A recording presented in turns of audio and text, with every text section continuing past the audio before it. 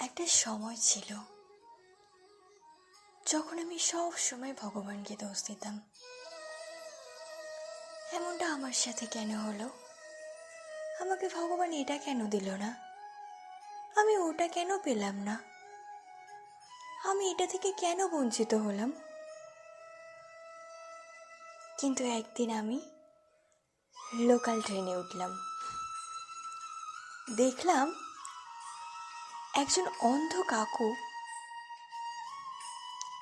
নিজে মাথায় বোঝা নিয়ে বাদাম বিক্রি করছে।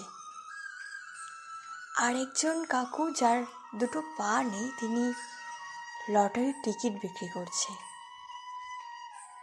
আমি মনে মনে ভাবলাম, হয়তো ভগবান ওদের থেকে আমাকে অনেক বেশি কিছুই দিয়ে রেখেছে, তাই সবসময় অভিযোগ করা বন্ধ করে আমাদের চেষ্টা করা উচিত। কারণ ভগবান সবাইকে সব দেয় শুধুমাত্র চেষ্টা আর পরিশ্রমের মাধ্যমে।